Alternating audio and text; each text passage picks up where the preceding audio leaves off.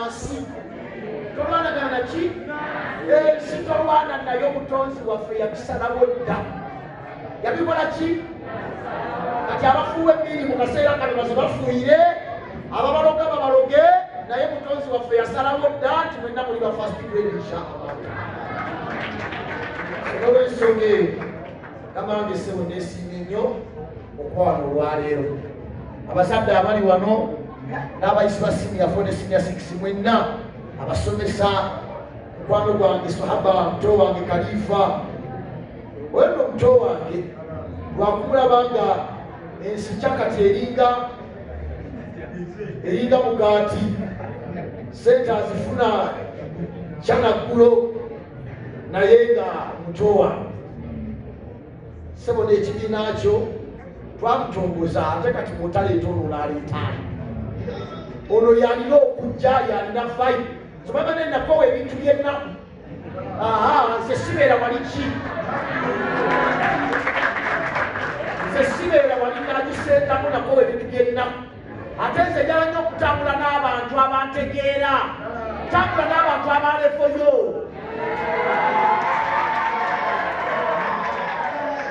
tambula naki n'abantu abalefoyo omanye nti kakati seeka wasoma oli sheeke wanakubeera okubya teka okubanga sirya consultant bwekyuka nga neebuusa ensonga naye nobeera nga wasoma nga kwotambula naye wapitu obikula intaneti yayagala kulaba katundu you people get serious ntandika okutambula n'abantu abakola ki abalekoza mmwe era asanyusa nnyo mukama wange agisentamu bwensanze kalifa luno ono nga yagenda okutukubira ettaali kubanga ono ekalifa aliko omanyi buli mulembe kubeerako abaliko yadde abamu temukkiriza nti muweddeko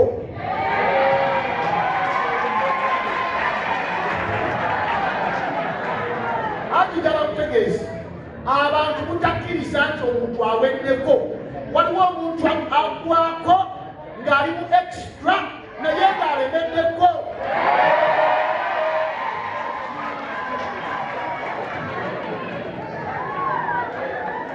omusa ofatira ensi akati kate okakwasa abalala bakakwate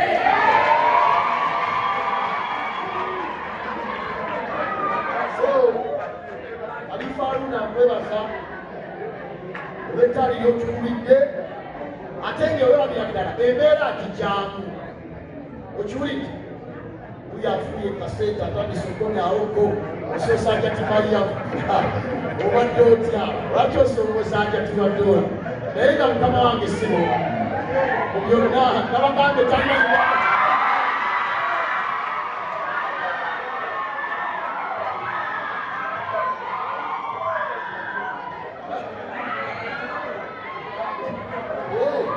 zonna zange naawe kale nkuwaddeko inshallah akawunti kati nosakula bayibu ate alina enkola ye tafuuwa mulungi mumbeera mwanga nongeddea salamu aleikum warahmatullahi wabarakatuh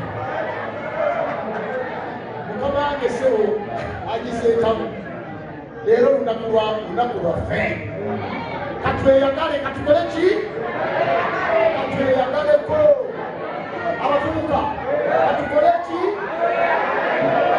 kukirimu ki esikweyagala naye lunaku lwammwe era nsanyuse nnyo bwe balabye nga musikira ettaali yamanya nti akawunga mubadde mukakuta mungi ekyo nga kimaliriza agiseetamu abadde ali waggulu n'agamba titemumuswaza ne mubanga baliseeka musaata allah musaasire bwe yagamba nti mutuswazizza amakulu ng'obugenyi obukulu ali waggulu ayogera ate nga nabo boogera so mumbeera efaanako bwetyo saba tukakkanya amaloboozi mukama wange neebasa allah subhanahu wataala andeese mu ssomero lino olwaleero omulundi gwange omukoze eki musoose bulijjo mpitawaawo nga ndabawo somero liraba mpitawo nga ngenda mu mikolo gyange n'embagagga bange eyo okunywa ku kacaayi ng'essomero likola ki liraba naye Mungu mwebasa okuba nti aneesa. Ekyokubiri naawe nenkwebaza okumpita ng'omugenyi omukulu. You people are the guest of honor here. I'm the what? Don't joke with me. The guest of honor here today.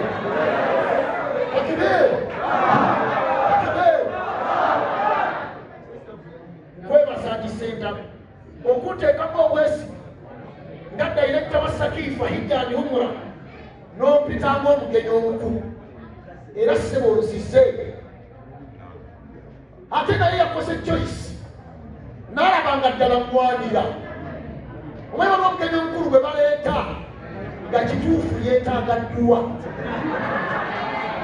wallahi omugenyi omukulu bwe baleese era naliko ne Sheik ku mukolo waliwo omukolo gw'abaana bwe twali Sheik akimanyi bulungi ne baleeta omugenyi omukulu bagenda okumuggyayo Allah inna lillahi wa inna ilaihi netugamba bano batukoze ekigambo naye wakati muvunaanyizibwa ssebo okwebaza okumpita mu ssomero lyaffe eryambogo college.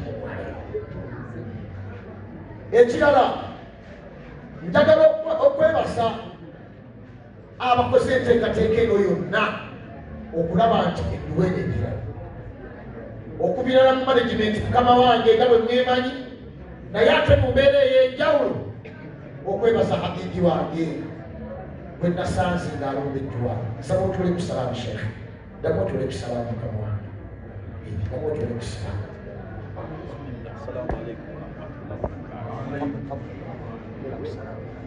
Assalamu alaikum warahmatullahi wabarakatuh. Ono habibi wange kamange wetuweze habibi wange tuwangaala ffenna ebintu bye bye byampolampola tebiringa byange bya vibes nkuteekako kutako ne sipiidi n'ompulira naye ebya muganda wange mpolampola naye nategeera ekintu kimu nti obugonvu bw'olujegere atulaawo n'akasuka ebigambo bye kimugu anyigalire epeesa bwanyigalire nekuvaawo nga Allah atwaludde saba Allah atuwe edduweeza akulasente ebbanga lyonna kubanga bantu bano batuyitanga batulina kwesonga saba Allah jalla jalaalu ne bw'abanga tatuwadde ekirala kyonna mu nsi atuwe edduweeza Allahumma kamange ssebo Sekaggale w'essomero lino Alhaji Sentamu ndi musiimu nnyo bwe nnyingidde wano nga naakayingira the first impression kyendabye mu Mbogo college wano nga naakayingira kindase ddala nti Mbogo ssomero ddungi. Sookera ddala nkwebaza obuyonjo. You people, let me tell you this. The first impression matters. Matters a lot. Bw'oyingira ewantu ky'osooka okutuukirako kye kikumanyisa kiki ekirikunda. Bw'otuuka mu ddoomu y'abawala asula wano ku luggi nga tayala buliri omanya bonna tebaayase buliri. Naye bw'oyingira nze by the time when I was still in school manyi nze kati ate nali wa PCB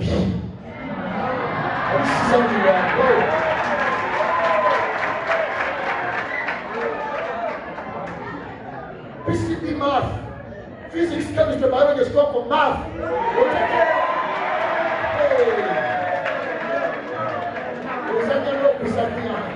Tali kwebaka emati nefuuka emati kabayo ne kafuuka kabayo physics akutwala kaguddeyo nebigenda okudda points 20 ng'ogalinaze ndiwatwete points. So omusajja ono okumpita wano nga Sheik yamaze kutunula mu biodata n'alabanga ddala gwendeeta agwanya okujja okuba nti ayegera ebigambo. Naye bwe nabeeranga mu ssomero nabeeranga HP. I was an HP. Naye nga ebiseera ebisinga tugenda ne prefect w'obuyonjo, sanitary prefect, okebera mu ddoomu obuyonjo buli butya. Ne bwe natuukanga ku katanda akasooka naye ndabanga aliwo yayase obuliri teyasuddesudde ebigoyegoye nga muga nti tukomaawo yonna wafaanana bulungi. Mukama wange kyendabye wano nga naakayingira obuyonjo endabika ennungi kinkakasisa nti essomero lino liyonjo bulungi bwonna.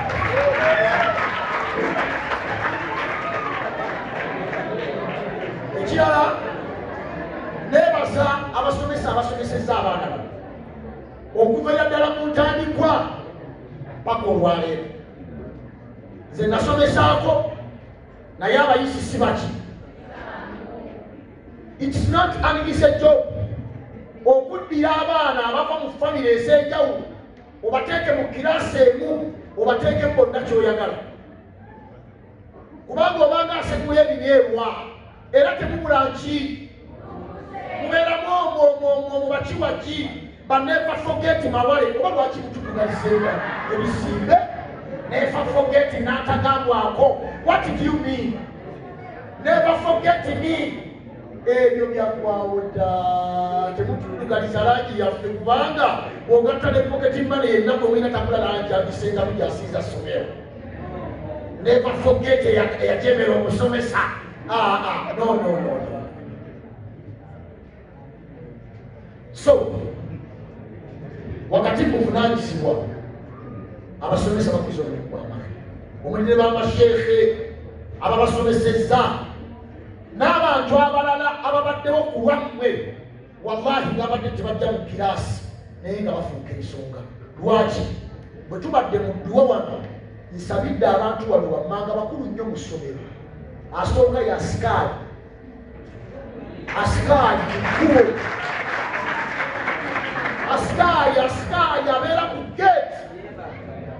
Wallahi oyo temumwerabiranga mu dduwa.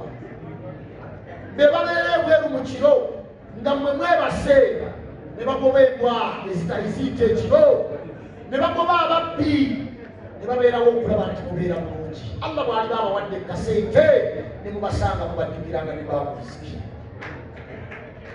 Abantu abalala mutalina kwerabira be bakuuku.